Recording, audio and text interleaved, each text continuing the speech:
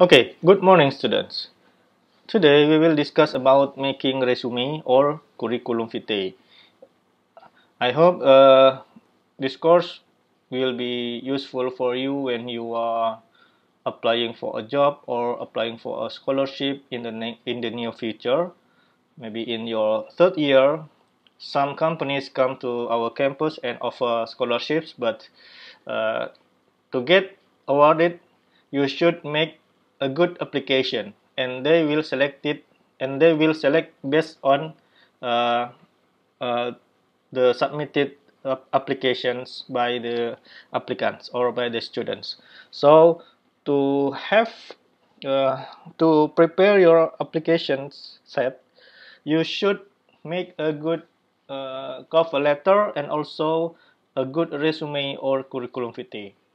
So what is the difference between a resume and curriculum vitae? Okay, I will explain to you in the next slide.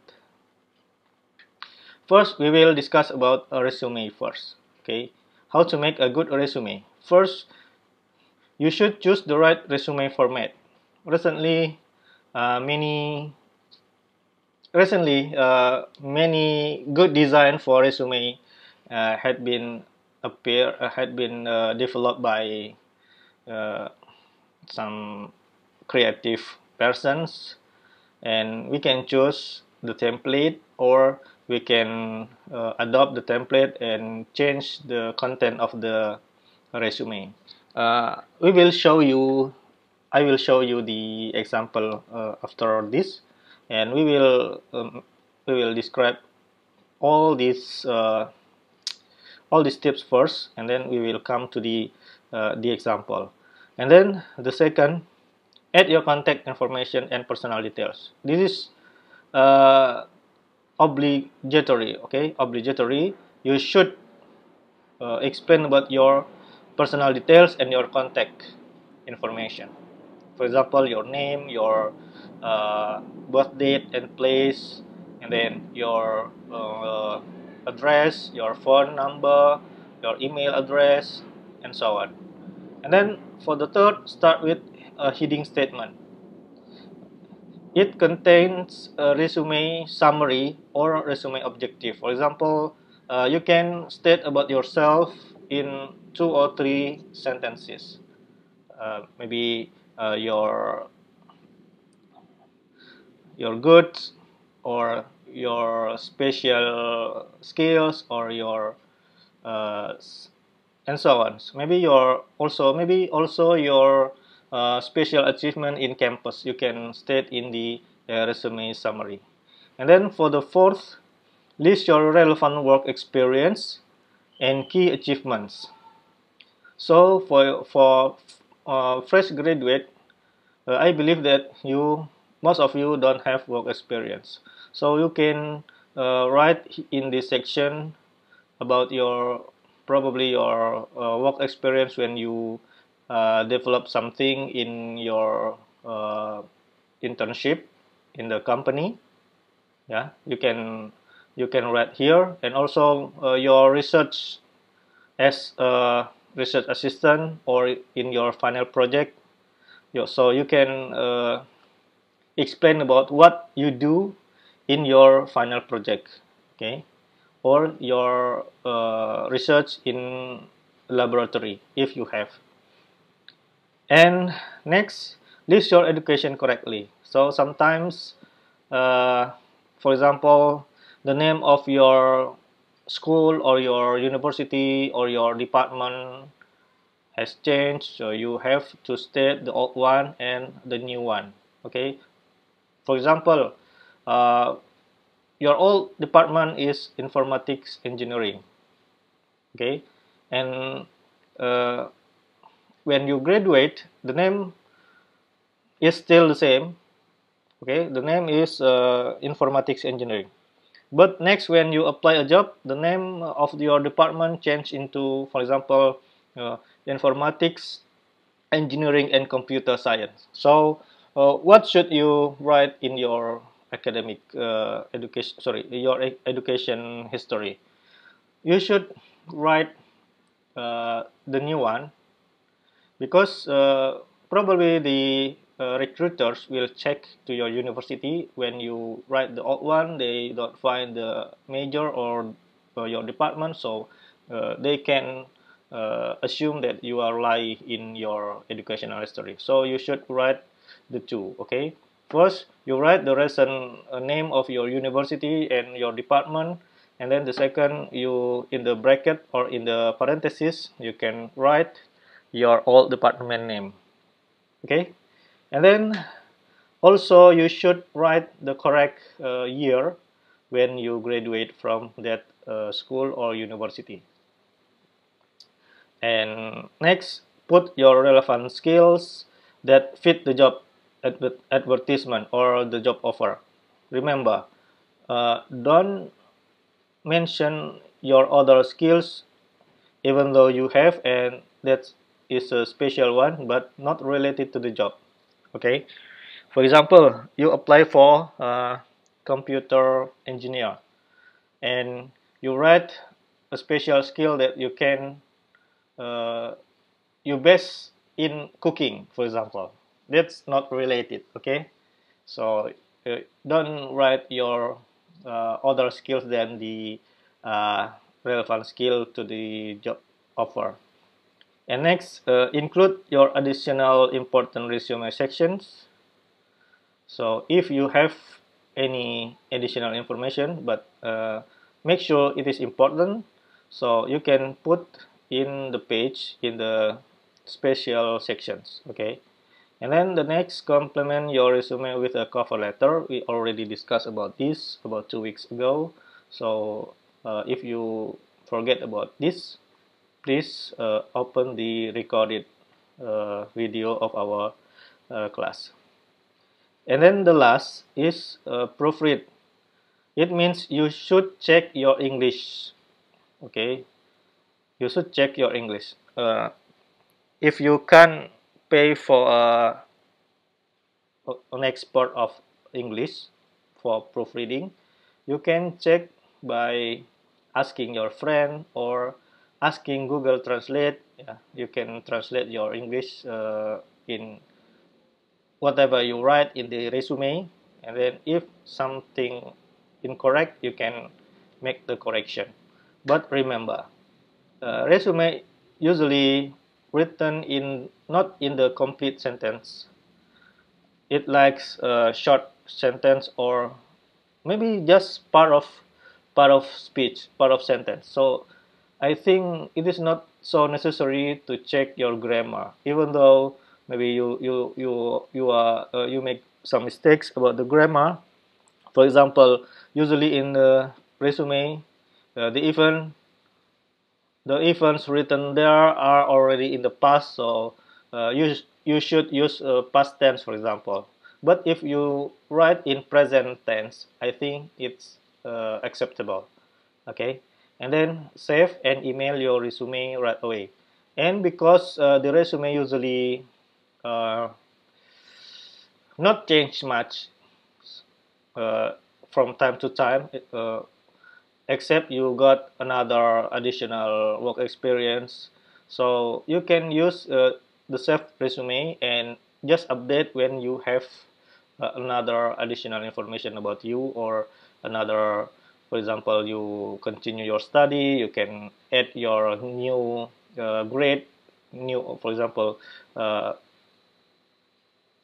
recently you are for example, in the past you are bachelor degree holder, and then you continue your study to postgraduate degree, and when you get graduated, so you can add your postgraduate degree certificate to your resume. Okay, so just update your resume, no need to write from the scratch. Okay, that's why you should save your resume and make the resume in the good format. Okay, uh, please choose the good format. Okay, I will explain in bahasa. Jadi bagaimana untuk membuat resume yang bagus ya. Pertama, pilihlah format resume yang bagus. Ya, tentu saja harus bagus formatnya ya. Oke, jadi pilihlah format yang bagus ya. Ini kayaknya bisa digambar-gambar sedikit. ya. Jadi pilihlah resume yang bagus formatnya. Oke. Ya. Kenapa? Karena zaman sekarang itu banyak desainer-desainer atau orang-orang yang kreatif dia membuat template resume yang bagus ya. Ini kenapa saya tampilkan slide yang baru ya, bukan yang 15 tahun lalu, karena udah banyak perubahan ya. 15 tahun lalu masih polos aja. Dan sekarang resume itu bentuknya udah bagus ya, udah macam-macam. Jadi ini saya perbarui slide. And then, lalu jangan lupa buat personal detail ya. Nah ini ya penting ya. Personal detail atau data diri ya. Dan informasi dari kontak ya. Data diri itu misalkan nama ya, kemudian ada mungkin tanggal lahir ya, apalagi nama, tanggal lahir ya, paling itu ya data yang penting ya. Kemudian kontak informasi yaitu adalah alamat, kemudian alamat email dan nomor telepon ya. Kemudian mulai dengan, nah ini ya ada heading statement nih. Ini yang baru nih ya dari resume zaman now. Kalau zaman 15 tahun lalu itu tidak ada ya, tidak ada heading statement. Isinya adalah resume summary atau ringkasan dari resume ya, atau resume objektif tujuan dari dibuatnya resume tersebut. Ya, di bagian ini kamu menuliskan ya, cerita singkat tentang diri kamu sekitar 1, 2, atau 3 kalimat lah ya. Ya sekitar 3 baris cukup ya. Isinya misalnya apa yang terbaik dari dirimu ya, apa skill misalkan ya, apa skill spesial yang kamu miliki itu bisa ditulis ya, misalnya atau prestasi terbesar yang kamu dapatkan bisa kamu tulis di situ untuk menarik minat dari para recruiter untuk membaca sampai ke bawah ya, sampai habis resume yang kamu buat gitu ya. Kemudian buat dalam daftar ya work experience yang relevan dengan pekerjaan yang dilamar atau key achievement ya, atau pencapaian kunci ya, atau pencapaian penting dalam pekerjaan yang dilakukan. Nah, untuk mahasiswa fresh graduate ya, yang baru lulus, itu kan biasanya work experience-nya nggak ada ya. Nah, ini bisa digantikan dengan apa? Misalkan pernah melakukan sesuatu di tempat kerja praktek ya, yang penting gitu ya. Misalkan di kerja prakteknya mengerjakan apa, itu bisa dimasukkan. Tapi kalau kerja prakteknya cuma buat kopi ya, terus membuat fotokopi ya, jadi ada dua kerjaan yang di kerja praktek itu yang sering disuruh sama pembimbing atau staf kantor ya. Pertama membuat kopi, yang kedua membuat fotokopi gitu ya. Nah itu nggak perlu ya. Jadi misalkan kemarin membuat atau mengembangkan sistem bla bla bla bla gitu ya.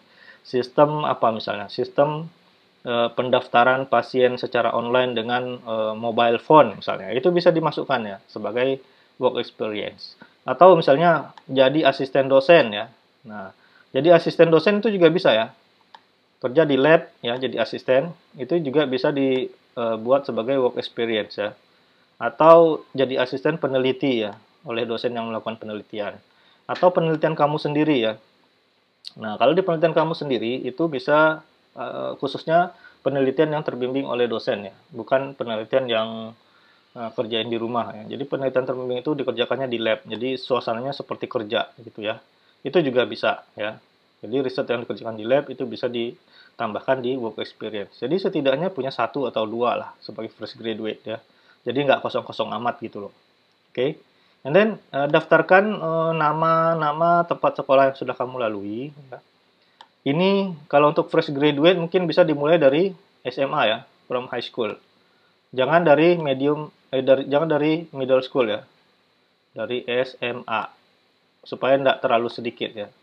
Tapi kalau udah ngambil S2 bisa dari S1 atau S2-nya saja ya. Jadi untuk fresh graduate mulailah dari SMA. SMA-nya di mana, kemudian S1-nya di mana. Oke. Okay?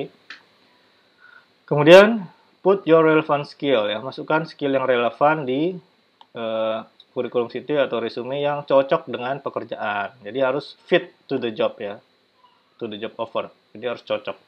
Jangan nanti melamarnya sebagai engineer komputer gitu ya, teknisi insinyur komputer. Tapi relevan skillnya adalah jagoan masak gitu kan, nggak cocok ya. Oke. Okay. Walaupun dia pernah sekolah masak 2 tahun misalnya ya di education misalnya ya, bisa jadi kan dia di samping kuliah engineering dia ikut ini kuliah D2 di bidang tata boga misalnya, masak-memasak. Nah, walaupun dia nanti jago membuat masakan itu tidak perlu ditulis di sini ya, di bagian relevant skills-nya ya. Kemudian include additional important resume section. Nah, ini kalau ada yang penting ya. Jadi bikin section tersendiri ya, tambahan-tambahan yang penting. Kalau dia memang penting, jadi pikirkan dulu ini penting nggak. Kalau nggak penting nggak usah. Dan lengkapi resume dengan cover letter atau surat lamaran kerja ya, atau surat pengantar, atau surat lamaran untuk aplikasi scholarship yang tadi kita bahas. Dan terakhir adalah proofread. Proofread ini adalah membuktikan bahwa bahasa Inggris kita sudah benar di resume yang kita susun. Ya. Nah, ini kalau tidak mampu membayar tenaga ahli untuk proofreading ya, atau untuk membaca bahasa Inggrisnya, kita bisa minta tolong teman ya. Kira-kira ada kesalahan enggak gitu. Kalau enggak, bisa juga cek ke Google Translate ya, bahasa Inggrisnya. Kenapa? Karena resume ya atau kurikulum vitae biasanya dibuat tidak dalam kalimat komplit ya. Yang SPOK gitu nggak perlu kalimatnya tata bahasanya eh, komplit seperti itu ya. Dia biasanya kalimatnya kalimat bagian-bagian kalimat aja ya, pendek. Nah, karena pendek itu saya kira mengeceknya bisa tidak harus dengan para ahli ya. Kita bisa bantuan Google Translate. Oke. Jadi cut paste saja. Cut di bagian yang mau dicek terus paste di Google Translate udah benar belum terjemahannya. Nah, kalau misalkan ya eh, bukan misalkan ya, usually atau biasanya kejadian di resume kan itu sudah pas ya, sudah lewat ya. Misalkan sekolah itu kan udah lewat ya. Pengalaman kerja ya udah lewat ya, kecuali yang memang saat ini masih dilakukan ya. Jadi ini semuanya eventnya pas ya, udah lewat. Nah, kalimatnya kan harusnya past tense ya. Kalau misalkan kita membuat kalimatnya present tensesnya, itu tidak masalah ya, masih acceptable lah. Jadi tidak terlalu sesaklek itu ya, tidak terlalu sestruk itu. Misalkan kalian nulis nih pengalaman sekolahnya tanggal atau tahun sekian sampai tahun sekian di jurusan informatika ya. Nah, itu bisa kita tulis dalam bentuk present nggak masalah ya. Karena dia isinya kalimat-kalimat tidak komplit. Nah, ini contoh yang kita bisa lihat ya. Oh, belum. Satu lagi ternyata sebelum contoh. Oke, next. Choosing the right resume format ya.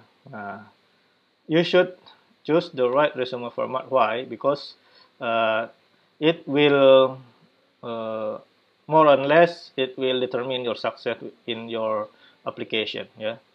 Jadi memilih format resume yang cocok itu sedikit banyaknya bisa menentukan kita diterima atau tidak ya. Jadi ada kontribusi lah gitu ya. It has some contribution. Ya, sometimes for certain recruiters or certain HR department, the resume format will make them interest or not to read your life story. Oke. Okay? Jadi kadang-kadang untuk beberapa orang tertentu ya di HRD itu bisa tertarik atau tidak untuk membaca keseluruhan isi resume ya. Resume itu kan daftar riwayat hidup ya, cerita tentang hidup kita ya. Sampai habis gitu ya. Kalau dia lihat tidak menarik, ya udah di skip aja. Udah ini nggak menarik, udah buang masuk tong sampah gitu kan. Nah, jadi sedikit banyak dia menentukan kesuksesan kita ya. Okay, then a format is a style and order in which you display information on your resume. Usually the resume written in a reverse chronological format. Jadi urutan kronologisnya terbalik, artinya dari yang paling baru ya. Jadi mulai dari tahun yang paling baru. Misalkan kalau kuliah tadi ya, kalau pendidikan, mulailah dari S1 ya, terangkan ya, apa isinya. Kemudian mulailah dari setelah itu ikuti dengan SMA gitu ya. Nah, SMA-nya di mana terangkan gitu ya. Oh, ini kalau pakai mouse gini ya, nggak susah nulis. Ini S1 kemudian SMA ya. Pekerjaan juga sama ya. For your work experience, it will be the same ya. It should be the same. Start with the recent one ya. Mulai dari yang paling akhir ya. Di PT apa tahun berapa sampai tahun berapa, di PT selanjutnya tahun berapa sampai tahun berapa ya. Sampai nanti terakhir itu adalah pertama kali dapat kerja setelah lulus gitu ya. Atau mungkin sebelum lulus sudah kerja juga bisa dituliskan ya.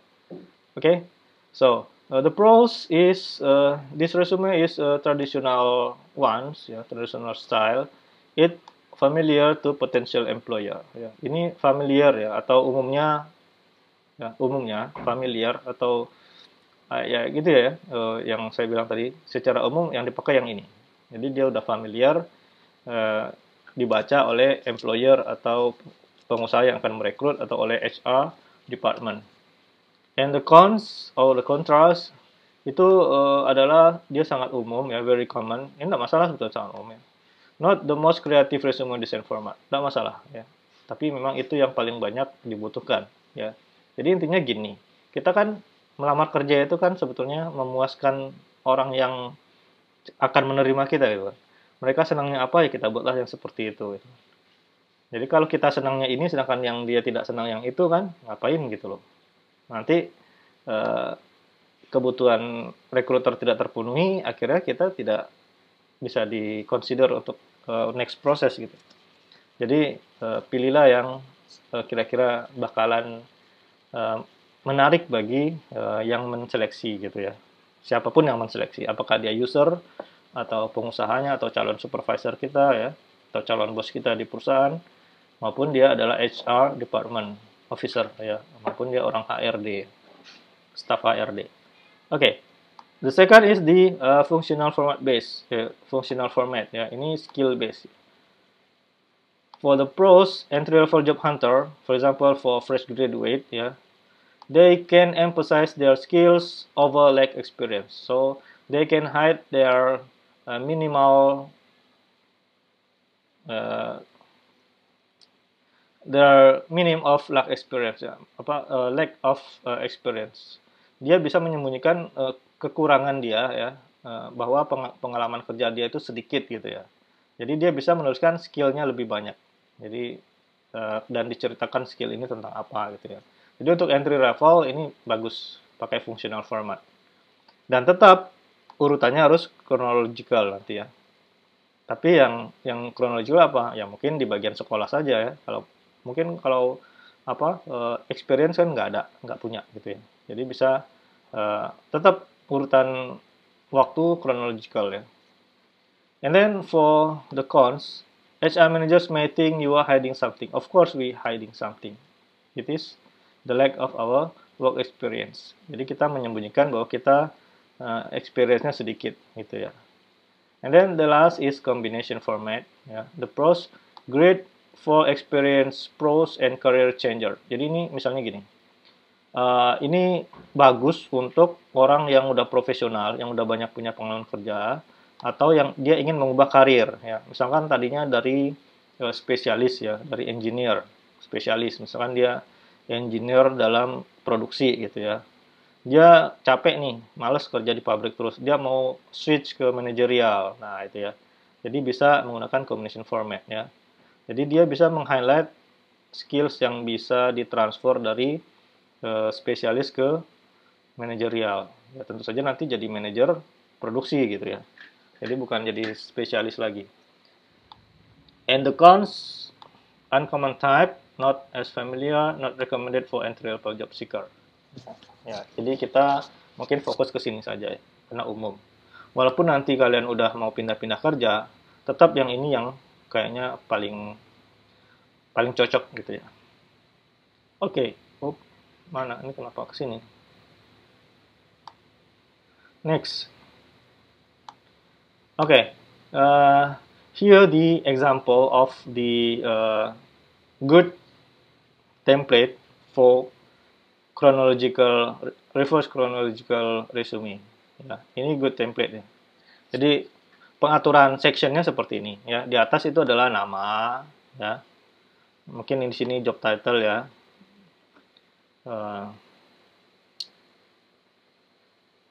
Ya, ini job title-nya di sini ya, yang kecil ini.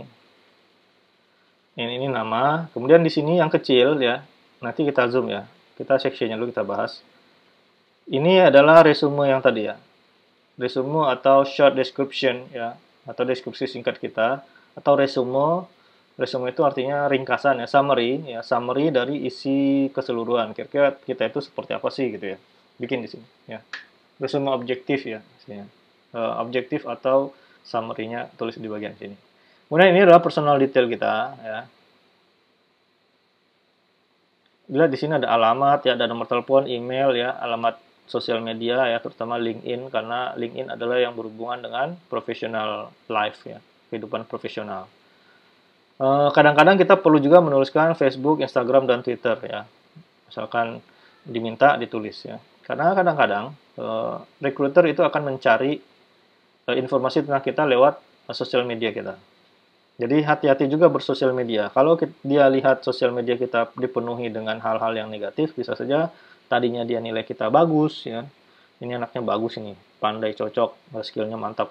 Tapi begitu lihat postingan kita yang banyak negatif, mungkin aja nggak jadi direkrut ya. Jadi hati-hati dengan sosial media ya. Atau misalnya sosial medianya suka nyerang orang gitu ya. Atau mungkin di sosial medianya suka ngeluh gitu ya, suka apa istilahnya tuh, ngadu dikit-dikit, posting dikit posting misalnya. Aduh, ini lagi sakit perut, misalkan untuk yang perempuan ya, misalnya, aduh ini lagi datang bulan, nah nulis-nulis di situ. Wah, itu bisa bisa menimbulkan hal negatif lah ya. Kan yang suka banyak ngadu di sosial media kan yang perempuan biasanya. Okay, for you ya, female students, you should careful about this. Okay, jadi jangan semua hal dilaporkan di sosial media ya, karena bisa jadi semua keluhan yang kalian tuliskan di sana nanti menimbulkan efek negatif. Misalkan HR-nya melihat, wah kamu ini suka mengeluh ini, suka mengadu, udah nggak usah diterima yang kayak gini gitu kan sayang ya.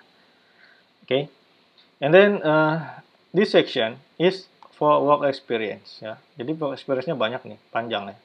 Nah remember, if you are fresh graduate, you can write this long ya. Kamu tidak bisa menulis sepanjang ini ya. If you are fresh graduate, so you should change your order here ya. Your education is the first, and then your work experience. Jadi untuk kamu fresh graduate ya, kamu dahulukan education di atas, baru experience di bawahnya. Ya, karena apa? Karena kita belum punya pengalaman kerja ya. Jadi tulislah education section ini di atas. Dan dimulai dari yang terakhir ya. Yang terakhir apa? S1 misalkan. Tulis S1 ya. Kemudian baru SMA ya. Dan juga tulis your special achievement in campus. For example, you are top 10 students in department or in faculty or even in the university. Misalnya, you graduate with honor. Ya, with honor, for example, cum laude ya, tulis di sini. Kalau nggak punya gimana Pak? Ya, if you don't have any, you can write your GPA. For example, graduate from electrical engineering or graduate from informatics engineering with GPA 3.0 misalnya. Ya, dengan GPA atau IPK 3,0. Kalau di bawah 3 nggak usah ditulis ya. Jadi minimal 3 lah. Jadi IP 3 ke atas ya, IPK 3 ke atas itu bisa ditulis di sini ya. Oke, remember you should write not general information, but maybe you have some achievement in your university life, so write here. For example, your GPA or your graduation status, yeah. Maybe graduate in the top 10 in the university or in the faculty or in the department, yeah. Right here. Or you are graduate with honor, like cum laude or and so on. And then certificate, yeah. So the last section is certificate. This is the professional certificate, yeah.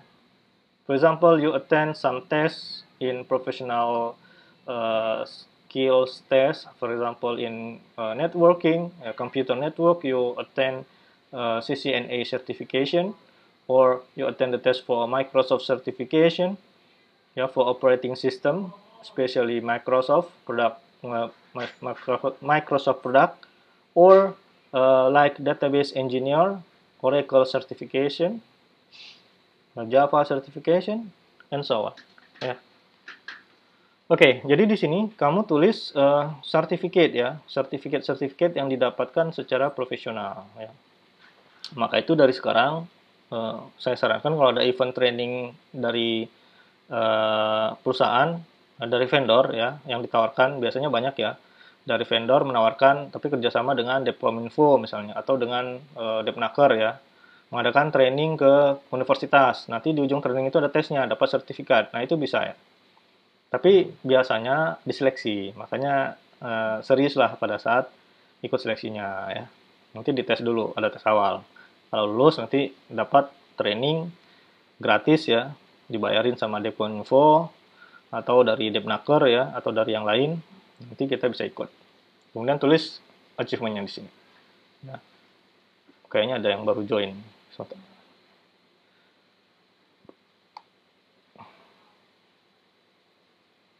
Okay. Next, in this part, you should write your skills. Yeah, what skills you have. So you can write in like using this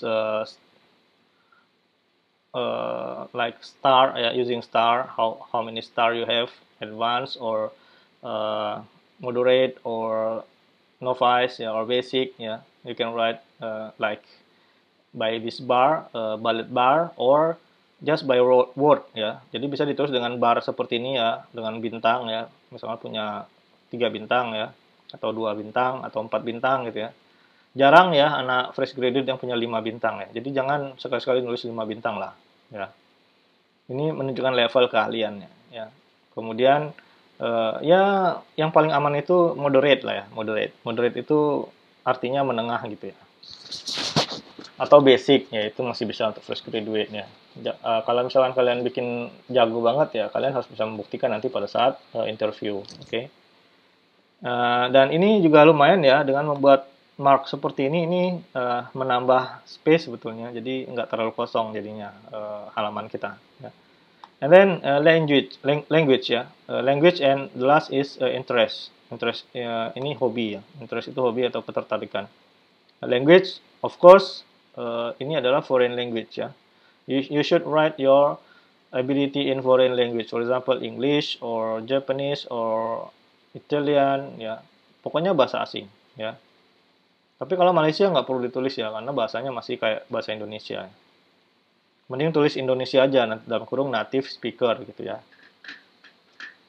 daripada nulis bahasa Malaysia gitu kan, karena sama soalnya. Oke. Nah, kita akan zoom ya. Oh ya, satu lagi nih, satu lagi ya. Sensitive information. Ya. Sometimes should not be exposed. Ya, nah ini. Jadi jangan taruh sensitive information di personal info sini. Ya, ini jangan taruh informasi yang sensitif. Kenapa? Kadang-kadang itu bisa menggagalkan kita menerima atau mendapatkan pekerjaan. Ya. Jadi lihat dulu tujuan lamaran kita kemana ya, perusahaannya seperti apa, atau tujuannya apa ya, tujuan membuat ini ya, misalnya untuk beasiswa kah, atau untuk melamar kerja tapi perusahaannya seperti apakah gitu ya. Jadi lihat dulu, kadang-kadang itu bisa sensitif. Misalnya nih ya, mahasiswa statusnya ya, mahasiswa fresh graduate, tapi sudah nikah, punya 1 anak, ditulis di sini. Wah, ini nanti perusahaannya mikir nih, ini kalau saya terima gaji yang terpas ini, paling nanti dia sebentar udah keluar, merasa nggak cukup misalnya gitu. Jadi informasi sensitif itu sebaiknya tidak usah ditulis ya. Atau misalnya, kadang-kadang ada perusahaan yang tidak suka kita menulis kolom agama di sini. Jadi ini bisa kita hilangkan ya dari personal detail ya, tidak perlu ditulis. Ya, oke. Oke, kita akan zoom ya. Secara umum tampilannya mirip kayak tampilan halaman website ya, web page. Coba kita lihat lagi kembali ya. Nah, kalau kita lihat ya, if you notice, this template looks like a page in a website. Okay, this is the main content, and this is the site content ya. Ini konten sebelah kanan ya, konten pinggir. Ini konten utama. Kemudian ada section-section, ada bagian-bagian ya. Jadi kalau yang jago web programming ya udah tahu lah ya. Ini ya, kita lihat ya. Nah, kita zoom. Jadi tampilannya mirip dengan website. Dan juga sekarang kita lihat isinya ya. Kita lihat isinya. Ya, ini. Kita lihat di resume objectives ya. Nah, di resume objective ya, kita bisa menerangkan ya. Seperti yang dia tulis, dependable master electrician ya. Jadi master electrician yang bisa diandalkan ya. Dependable ya, bisa diandalkan ya. Dengan 10 tahun experience di dalam construction, residential, and industrial electrical installation, dan seterusnya dan seterusnya. Nah, bagaimana kalau kalian fresh graduate? Ya, mungkin bisa ditulis di sini ya sebagian achievement di S1 tadi ya. Misalkan a top 10 graduate from electrical engineering, or a top 10 graduate from apa kita fakultas apa ya? Science and Technology Faculty in UIN Suskaryau, gitu ya, bisa ditulis di sini ya. Atau graduate with honor dalam kurung cum laude ya from informatics engineering, tulis di sini ya. With GPA 3.8 misalkan 3,8 gitu misalkan. Bisa ditulis ya. Terus apalagi kan pendek kan, nah tambah lagi ya rata-rata 3 baris lah ya. Misalkan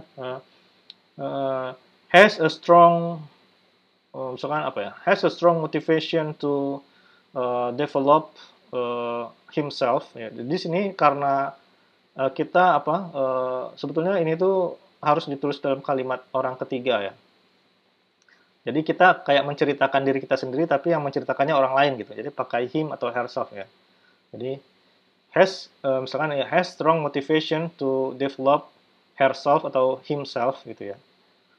Misalkan in apa bidang apa misalnya in database engineering misalnya, atau in apa bisa ya karena masih mahasiswa. Jadi misalkan kita tulis mempunyai motivasi yang sangat kuat untuk mengembangkan diri di bidang database gitu ya, atau di bidang data scientist gitu kan. Jadi macam-macam ya. Jadi jangan tulis sudah punya experience gitu di sini ya. Jadi tulis yang merendah tapi juga mempromosikan gitu kan.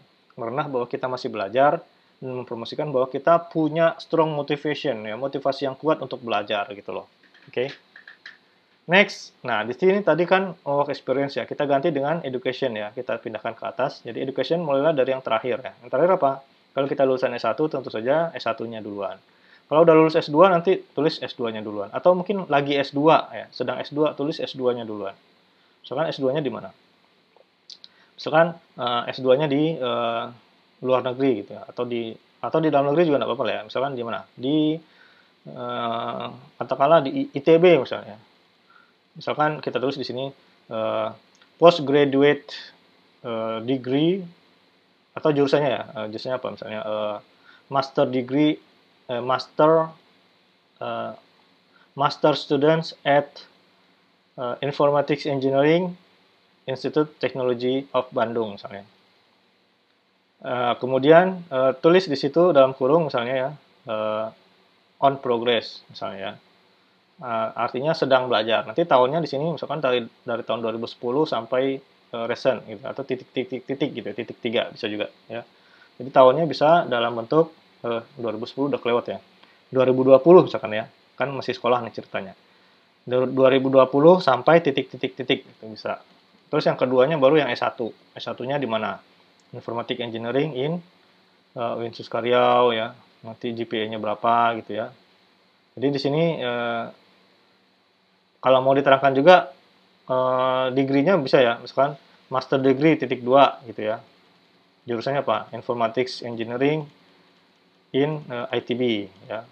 On progress. Kemudian yang kedua bachelor degree titik 2 Informatic Engineering in UIN Suskaryau gitu ya. Dan seterusnya. Terus SMA ya, jadi 3 kan bisa. Jadi 3 ditambahkan di sini. Oke, kemudian pekerjaan ya. Nah, di pekerjaan urutkan dari yang terakhir. Nah, kalau kita tidak punya tadi kan, kita fresh graduate. If you are fresh graduate, you can write your, for example, you work for your lecturer in the lab, you know, for example in computer lab or computer lab assistant, gitu ya, or lecturer assistant, ya bisa. Jadi sebagai asisten dosen atau sebagai asisten lab gitu ya, or research assistant ya sebagai asisten riset. Tulis nanti tentang risetnya apa gitu di bawahnya. Ya kan lumayan kan, agak-agak 4 baris kan dapat tuh ya. Ya tadi posisinya sebagai apa, riset assistant. Kemudian kedua tempatnya misalkan tadi laboratorium apa misalnya, laboratorium database in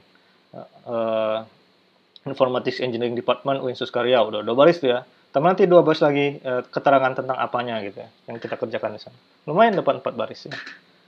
Oke, Kemudian pengalaman kalian di final project ya atau di TA itu juga bisa ditulis ya. Sebagai apa? Researcher kan bisa ya.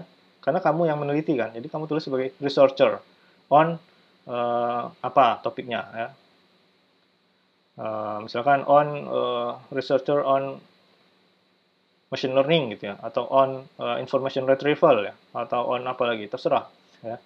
Terus terangkan di mana ya, di Informatics Engineering Department ya tempatnya ya. Jadi di sini posisi, kedua tempat ya. Terus terangkan dua baris keduanya. Lumayan kan dapat 8 baris. Jadi jangan kosong sekali ya experience. Yang ketiga bisa ditambahkan pengalaman KP ya. Di mana? Misalkan internship titik 2 di mana? PT apa ya? Misalkan di Chevron Pacific Indonesia. Posisinya apa misalnya? Atau yang dikerjakan apa? Misalkan yang dikerjakan adalah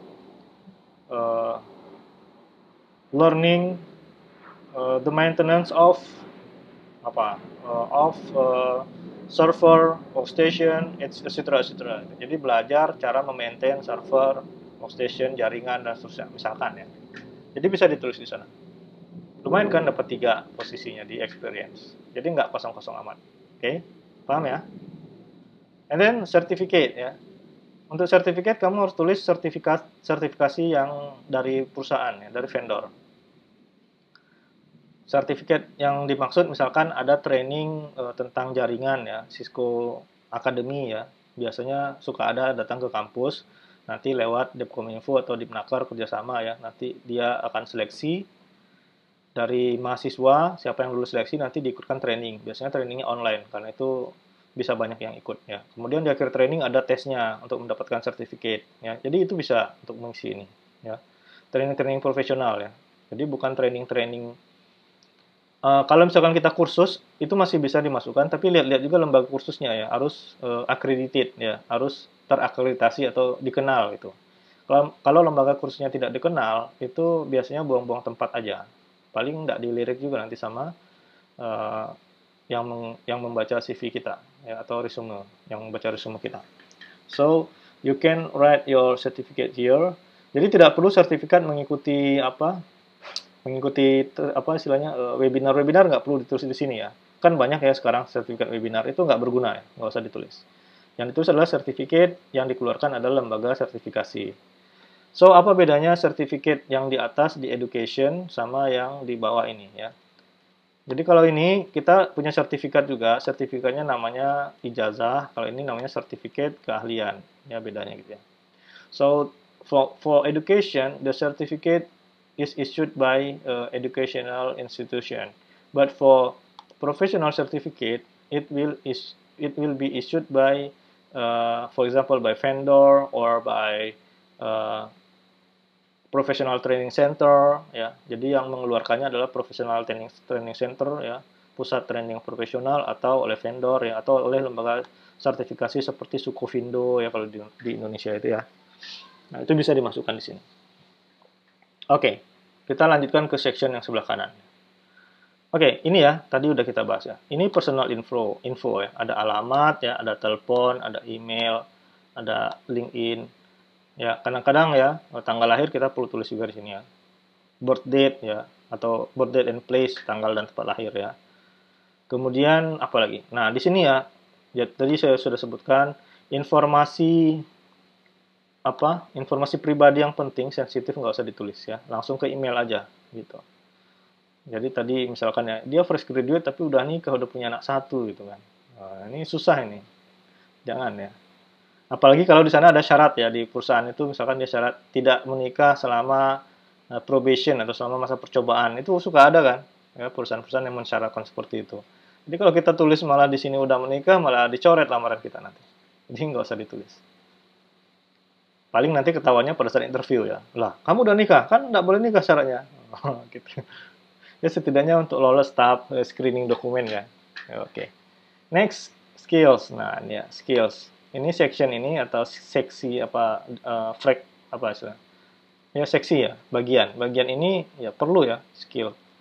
Nah, skill ini kan kadang-kadang kalau kita kurang ya, isi untuk yang di sebelah kanan ini sebelah kiri, ini kan kurang tadi kan. Paling experience itu mungkin kalau ada 3 segini cuman. Education taruhlah segini ya. Kemudian certificate segini ya. Nah, skill itu bisa pindah ke sini ya. Mungkin skill di sini nanti. Kan lumayan ya. Skill taruh di sini. Atau mungkin sepanjang ini skillnya nanti ya, bisa jadi ya. Nah, mungkin skill nanti sampai sini gitu ya. Jadi personal infonya mungkin jadi digedein sedikit, jadi sampai segini gitu kan. Nanti di bawahnya isi apa lagi, pengalaman organisasi misalnya ya, atau di bawah sini pengalaman organisasi bisa ya. Terus language dan hobi, interest. Oke. Oke. Jadi tambahan informasi yang bisa dimasukkan salah satunya juga pengalaman organisasi ya. Kalau kita lamar kerja itu juga berguna ya. Oke. Any question sampai di sini? Ada pertanyaan? Nah, ini contoh tipe yang lain ya. Ya, kalau tipe yang pertama tadi, ini ukurannya kayak gini nih. Kecil bagian kanannya, kemudian bagian utamanya besar gitu ya. Nah, kalau kita fresh graduate kan susah ya. Kalau di sini dibesarkan, isinya sedikit. Kita bisa pakai template yang kayak gini misalnya. Ya, isinya agak berimbang antara yang kiri dan yang kanan kan, agak berimbang sama 50% 50% gitu ya. Nah, kita bisa pakai template yang seperti ini ya. Kemudian di sini data detailnya ditaruh di sini di atas. Ya. Oke, satu lagi perbandingan sama CV zaman dulu ya atau resume zaman dulu. Lihat ya. Zaman dulu itu bentuknya plain aja ya, rata aja gitu, nggak ada desainnya. Jadi zaman saya menulis 15 tahun yang lalu tentang CV ya masih rata kayak ini desainnya. Maksudnya nggak ada segmen kanan kiri, tapi segmen tabel-tabel gini udah ada gitu ya. Jadi ini kita bisa batasi dengan tabel-tabel kayak gini ya, garis-garis gitu bisa. Atau mungkin garisnya setengah-setengah gitu untuk menandain sectionnya juga bisa, setengah sampai sini gitu ya. Ini yang zaman dulu nih modelnya. Ya paling kayak gini ya. Nah, jadi kan agak bagus juga. Tapi kalau sekarang itu udah dibagi-bagi kayak gini ya. Jadi template seperti website ya. So for current style ya, current trend ya, trend saat ini. For current trend, usually people write the resume like this. Yeah, they make some design in the some design format for the page, like separate with the separate segment with separate section with segments. Ya, jadi mereka memisahkan section-section ini dengan segmen ya di segmentasi gitu. Oke, jadi ini yang old fashion ya. Ini old fashion. Kalau yang ini yang new fashion ya. Fashionable. Oke. Terus yang harus kita perhatikan ya, should aware, readability ya. For example, font size is acceptable ya. Ukuran fontnya jangan terlalu kecil ya. Nanti kalau terlalu kecil juga bikin sakit mata, nanti dicoret juga nanti. Remember ya, top manager or the owner usually they are old ya, usually sudah tua gitu ya. Usually old, sudah tua. Karena itu jangan menyusahkan mereka. Kalau menyusahkan nanti malah nggak terima. And then columns are proportional. Jadi kalau bikin kolom ini ya proporsional. Kayak tadi ya, jangan kolomnya timpang sebelah tapi isinya kosong gitu kan. Terus yang terakhir adalah clear, jangan terlalu banyak coret-coret. Jangan terlalu penuh gitu, jangan terlalu clear itu harusnya bersih gitu. Jangan terlalu banyak coret-coret kayak ini nih kan ada coret-coret kecil. Apa bukan coret apa istilahnya? Background yang apa istilahnya nih ya? Apa sih istilahnya nih? Saya lupa ya. Background yang halus di belakang itu loh, ya. Jadi kalau dia nyata, kasat gitu ya, terlalu terang, itu kan jadi tidak clear gitu kan. Nah, jadi itu diperhatikan ya. Jangan terlalu banyak inilah.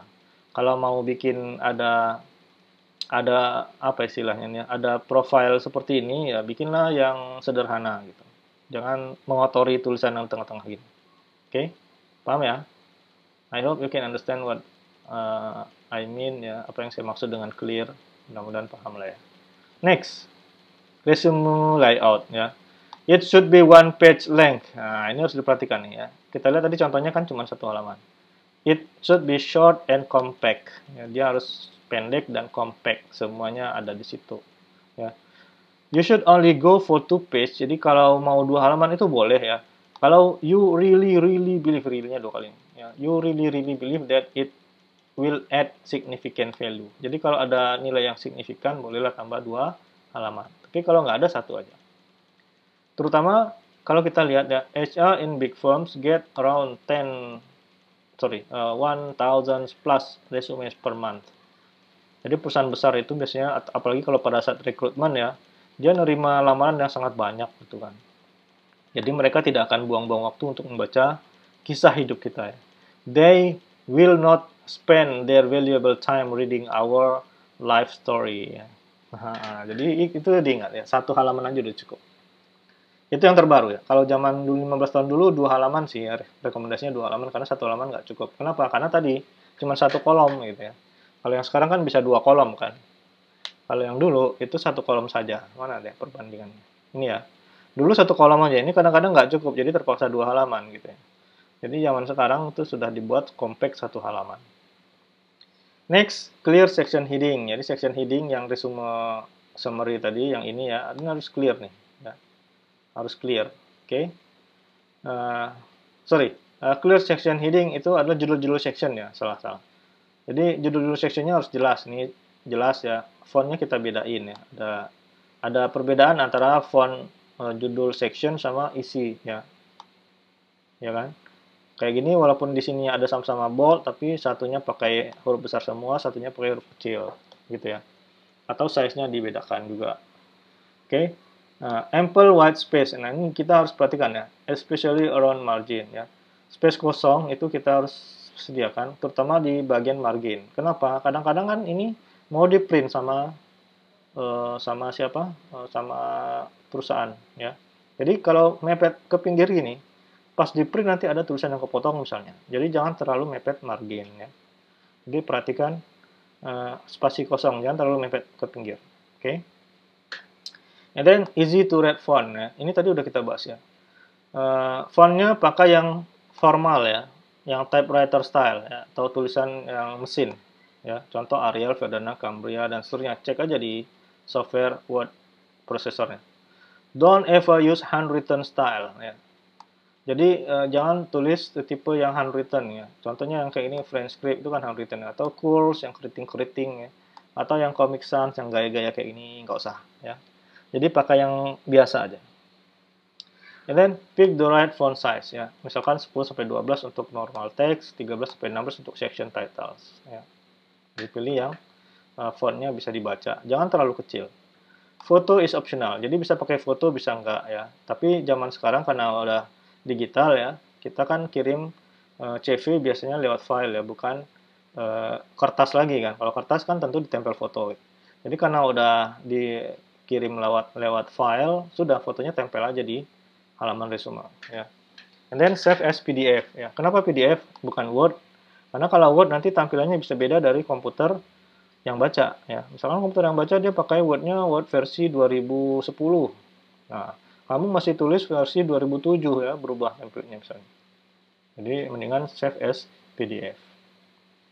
Dan juga dengan PDF dia compatibility dengan platform yang lain itu bisa ya. Dengan misalkan dibuka dari Android, dari iOS ya, dari apalagi dari Linux misalkan. Dia kompatibel. Oke. And then next. Nah, ini ya. Contoh resume yang tidak yang pakai foto ya. Oke, yang pakai foto. Nah, kita lihat di sini nih, judulnya kurikulum vitae ya. Tapi isinya sama aja sih dengan resume ya. Jadi apa sih bedanya seputar resume dan kurikulum vitae? Nah, itu kita akan bahas. Oh ya, satu lagi masalah tadi halaman. Tadi kan diminta clear ya. Nah, ini kalau untuk apa? Kurikulum vitae atau resume itu kan bisa pakai section-section. Tapi kalau cover letter kan kita udah bahas kemarin plain ya, bentuknya plain. Plain itu artinya apa? Tanpa kayak gini lah ya, tanpa garis-garis, tanpa apa gitu ya. Nah, kalau kita mau pakai kertas yang sama dengan CV itu bisa. Ini contohnya kertasnya sama. Bagian sini ada hitamnya ya, ini bagian ini hitam. Ya, kemudian sama dengan format CV ya, bagian ini hitam juga gitu ya. Terus bagian lainnya plain ya, kosong aja. Nggak usah pakai macam-macam ya. Apalagi kalau pakai apa ya istilahnya, kayak kertas, kadang-kadang kertas sertifikat itu kan udah kayak poster ya, ada apa istilahnya itu, ada garis-garis halusnya misalkan yang gitu ya. Kemudian ada warna yang berubah, misalnya di sini ada warnanya lain ya. Nah, itu jangan yang seperti itu ya. Pakai kertas polos aja, kalau ada template sedikit ya di ininya, cukup sederhana di ujung-ujung kertas kayak gini nggak apa-apa. Ya. Oke, next. We will discuss about curriculum vitae. What is the differences between curriculum vitae and resume? Ya.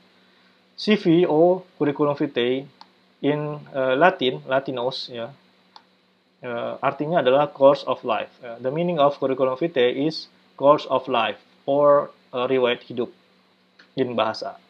In the US, Canada, Australia, a CV is a document you use for academic purpose. Jadi CV itu tujuannya adalah untuk akademik biasanya. So, the US academic CV outlines every detail of your scholar career. Nah, jadi ya akademik itu kan karir di bidang pendidikan ya, scholar career.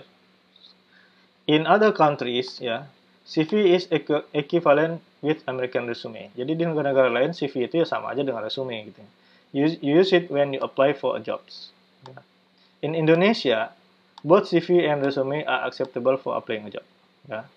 Jadi ini usually ya CV itu sebenarnya tujuannya untuk academic purpose. Dia sama-sama daftar riwayat hidup, tapi lebih menonjolkan bidang pendidikan gitu ya. Tapi di negara-negara, banyak negara, CV sama resume itu sama aja, termasuk Indonesia. Kadang-kadang kita baca ya, di job offer atau iklan job, ya, iklan pekerjaan, kirimlah CV Anda gitu ya. Nah, itu maksudnya apa? Ya resume juga, atau kirimlah resume. Jadi jangan bingung ya, resume itu apa lagi gitu barang. Jadi resume itu adalah CV, CV adalah resume. Sama aja kalau di Indonesia. Ya. But if you apply for a postgraduate position in some universities abroad in foreign country, you should write curriculum vitae. Ya, umumnya pakai CV. Ya. Jadi kalau kita ingin kirim daftar riwayat hidup ke universitas ya, misalkan mau S2 di luar negeri ya atau S3 ya, itu pakainya adalah CV istilahnya. Ya, kalau kita mau lamar S3 ya atau S2 ya, itu pakai istilah CV. Atau melamar sebagai dosen ya. Ya, kalau karir sebagai dosen ini juga sama. Yang ditulis adalah CV ya, dosen atau peneliti misalnya di lab. Aduh, jelek banget tulisannya. Dosen atau peneliti di lab penelitian ya. Nah, itu kita bisa nulis dalam bentuk CV. Oke, next we will discuss about the detail of the CV ya. Oh ya, ini masih ada. For applying job in academic, ini tadi udah ya barusan, sebagai dosen. Or applying for postgraduate degree, you should send a CV, not a resume. Oke, tadi udah. What the proper information in CV depends on its goal. Ya. If to apply for a job, focus on what work experience skill ya. If to continue study, focus on educations and publications. Jadi kalau kita tetap menulis sebagai CV ya, namanya istilahnya tidak pakai kata resume judulnya. Yang penting kita tahu tujuannya apa ya. Kalau tujuannya untuk melamar kerja, maka fokus kepada work experience dan skill yang kita punya. Kalau untuk continue study ya, fokus dengan education dan publication. Ya, fokusnya di isi yang harus kita detailkan gitu ya. Next. Nah, ini ya for academic purpose. Ini isinya yang harus kita fokuskan. Kalau untuk job ya udah kita bahas tadi ya sama dengan resume isinya. Ini contohnya ya tadi ya. Ini kan resume sebetulnya. Kita lihat di judulnya curriculum vitae gitu ya. Ini kalau kita perlihatkan ya. Nah, judulnya curriculum vitae ya, tapi isinya resume ya kan. Experience-nya panjang gitu ya. Terus baru nanti education, baru additional activities atau organizational experience ya kita bisa tulis di sini. Oke. Nah, kalau CV, nah isinya apa? Jadi for CV, please make your scholar details ya. Buat adalah scholarly kegiatan aktivitas scholarly kita tuh secara detail. Jadi kita lihat. Pertama dari style dulu ya. Use a flat and simple layout. No need for a page design.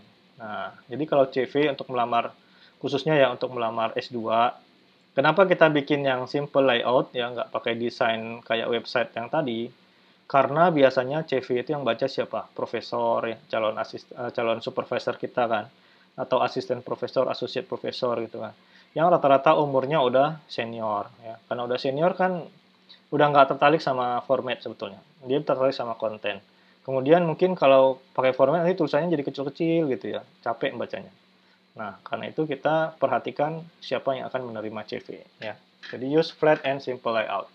No need for a page design. And then for education section. Jadi mulainya dari education dulu ya, baru work experience. Karena apa? Kita menonjolkan pendidikan ya. Start and emphasize the educational background and achievement. Nah, jadi achievementnya perlu nih ya, penting ya. Kalau di resume tadi kan achievement kita itu kalau ada ditulis ya. Kalau ini harus ditulis ya, harus ditulis. Walaupun IPK-nya 2,8 gitu ya, tetap harus ditulis.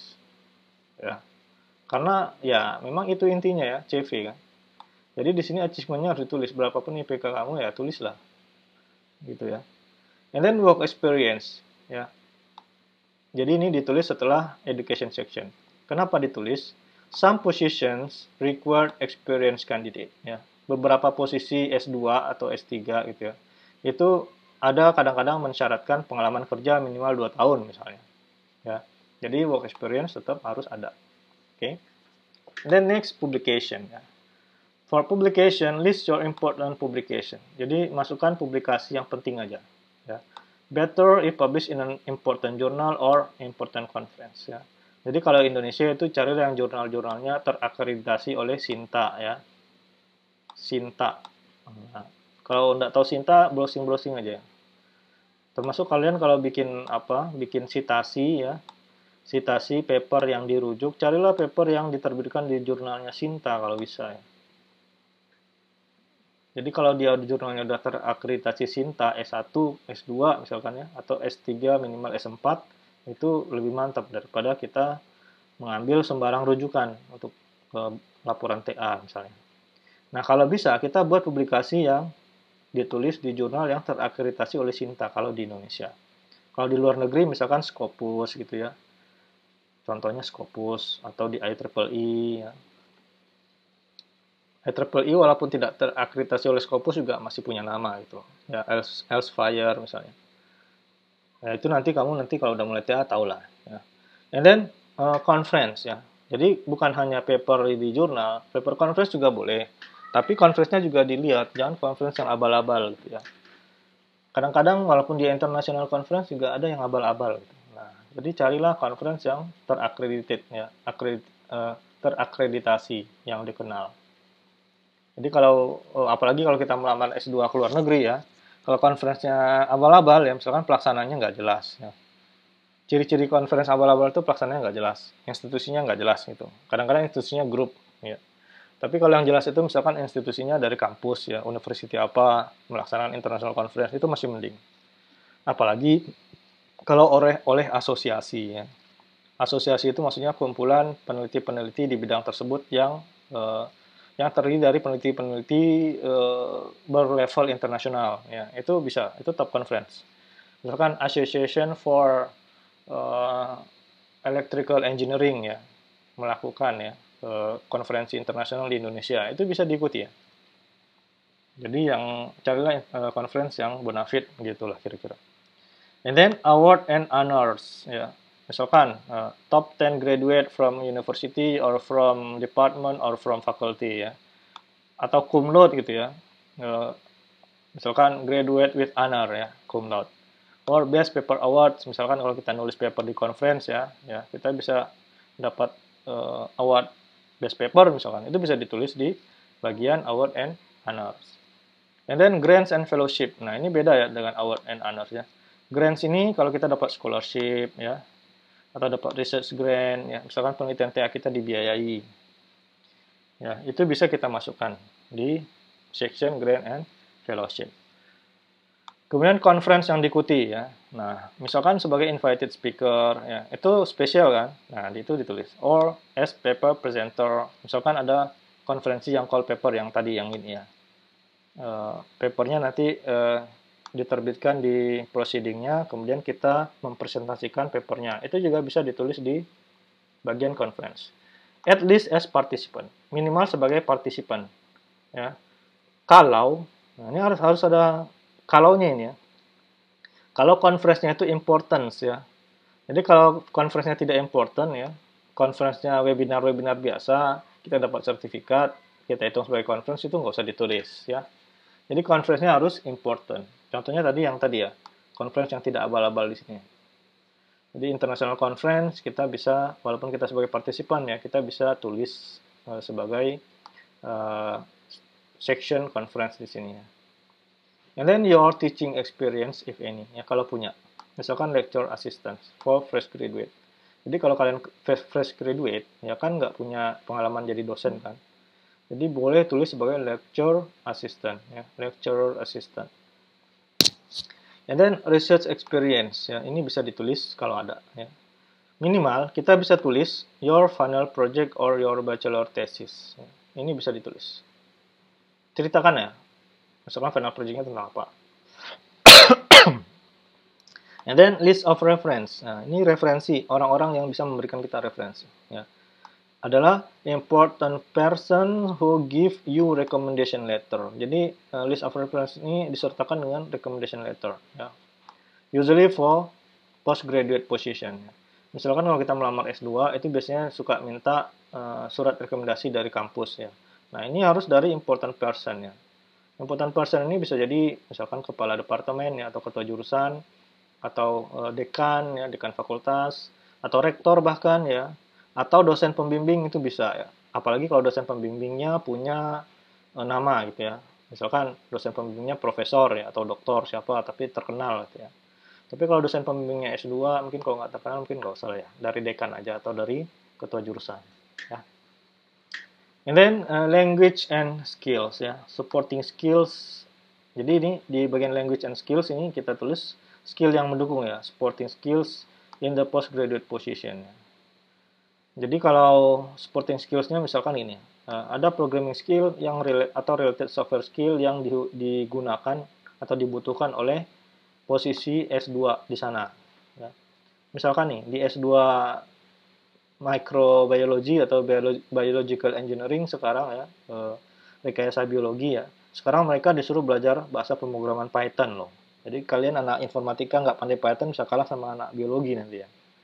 Nah, itu bisa ditulis ya, skill programming Python-nya ditulis padahal dia melamar S2 atau S3 misalkan di bidang biological engineering ya. Itu bisa ya. Padahal yang melamar jurusan alumni jurusan biologi misalnya. Oke. And then additional activities. Nah, ini ya. Ini bisa ekstrakurikuler atau organizational experience ya. Nah, tapi ini kalau organizational experience atau ekstrakurikuler ini biasanya tidak perlu untuk apply untuk S2 atau S3 ya. Kapan dia digunakan? Nah, kalau kalian apa tadi saya bilang? Kalau kalian melamar untuk yang namanya scholarship ya, scholarship atau pertukaran pelajar ya. Pertukaran pelajar atau student exchange ya. Student exchange ke luar negeri juga butuh ya. Butuh setidaknya untuk mengisi CV-nya ya. Bisa kita gunakan penulisan organizational experience ini untuk melamar scholarship atau student exchange. Oke, itulah komponen-komponen untuk CV ya. Tidak harus semua ada, tapi kalau ada itu bisa bikin CV kalian penuh. Oke. Dan CV tidak dibatasi satu halaman seperti resume. Dia bisa extend to 2 halaman or 3 halaman. Nah, ini contohnya ya. Style CV. Kita lihat ya. Dia tidak dibagi kolom, tapi kalau kita batasin tabel untuk baris section-sectionnya tidak masalah ya. Dan bisa ditempel foto juga. Ya, you can add your photo here, and then you can rather than you make a full line like this, you can make a short line like this. Ya. Jadi garisnya bisa pendek aja. Lihat teks yang paling panjang. Nah, buat garisnya sepanjang teks yang paling panjang. Misalkan teks yang paling panjang ini kan. Nah, yang lainnya sejajar nih sampai sini gitu ya. Nah, itu kan artinya itu bisa lebih bagus juga. Kalau penuh itu ya enggak apa-apa, tapi nanti terlalu banyak ini, terlalu penuh jadinya. Jadi kita bisa batasin segini misalnya bisa. Nah, ini contoh ya, contoh CV ya, ada education ya, personal detail yang jangan lupa di awal personal detail, terus education, research focus ya, fokus dari riset, or title of dissertation, atau judul dari disertasi atau judul dari bachelor thesis ya, TA S2 S1 atau TA S2 itu bisa ya. Terus teaching experience di sini ya. Kemudian publication di sini ya. Di sini kan dia tulis publicationnya yang penting-pentingnya. Ya. Dan lengkap dengan tempat publikasinya ya, judul sama tempat publikasi. Oke. Dan di sini tanggal publikasi atau tahunnya, bulan dan tahun. Nah, ini yang pertama ya. Ini kalau tahunnya sebelah kiri. Jadi bedanya paling letak tahun sebelah kiri, kalau ini letak tahun sebelah kanan gitu ya. Pilih aja yang mana yang kalian suka. Yang paling enak sih yang ini ya, letak tahun sebelah kiri. Jadi konsisten dia. Kayak gini kan. Nanti ada yang nggak konsisten kayak ini kan nggak ada nih. Nah, ini ya kalau kita zoom ya, kita lihat. Tadi kan sectionnya sudah ya. Kalau kita lihat ya isinya. Nah, lihat di sini ya. Di sini ada tambahan info ya. Tadi teaching experience sudah. Nah, di teaching experience dia buat detail nih, nama university, associate professor, department, location-nya apa, departemennya apa ya. Nah, ini posisinya. Jadi kalau kalian nanti lecture assistant ya tulis di sini lecture assistant gitu ya. Ini doctoral students advice ya. Ini apa istilahnya, penasihat mahasiswa doktor, penasihat mahasiswa master gitu ya, bisa. Tergantung posisinya. Terus publication. Di sini ada research experience ya. Di sini nah, di research experience kita lihat di sini ya. Kita bisa terangkan masalah TA gitu ya. TA kita apa? Ya, kemudian yang kedua sebagai research di lab misalkan ya, atau di tempat lain ya, bisa. Oke. Kira-kira kalau KP termasuk research experience nggak? Nah, kalau ada pertanyaan, nggak bisa ya. KP itu beda sama research ya. KP itu eksplorasi ya sebetulnya. Kalian belajar sesuatu. Oke. Okay, I think that's all our course material today. I already explained about resume and CV and the differences between resume and CV. But in Indonesia, usually we can use the term resume and CV in once. Yeah. Jadi it depends on the goal. If the goal is for job application, you should focus on experience and skill. If the CV is purposed for continuing study or applying for a lecturer or applying for student exchange or scholarship, you should focus on your education. You should write. Even though the title is CV, both title is CV. Ya. Jadi kalau keluar, even though the both titles are CV, kalau kedua-dua judulnya CV, curriculum vitae, it depends on the purpose. Jadi dia akan fokus kepada tujuannya. Jadi kalau tujuan CV-nya untuk jobs, fokuslah kepada experience dan skill. Kalau fokusnya, oh ya satu lagi, experience, skills, dan ini, certificate profesional ya. Tapi kalau fokusnya untuk melamar kerja, untuk melamar S2 atau melamar scholarship, you should focus on education, publication, awards ya, award yang dimiliki, jatuh, penghargaan yang dimiliki ya, dan apalagi experience dalam research ya, research experience. Ya, saya kira itu materi kita. Ada pertanyaan? Any questions? If you have questions, please don't hesitate to ask. Ya, don't be hesitate to ask. Oh ya, terakhir credits. Ya, materi ini saya sarikan dari zeti.com, indeed.com, novoresume.com, Pinterest. Ada gambar yang diambil dari Pinterest juga. Ya, karena gambarnya banyak ngambil ya, untuk menghindari plagiarisme kita harus sebutkan sumbernya.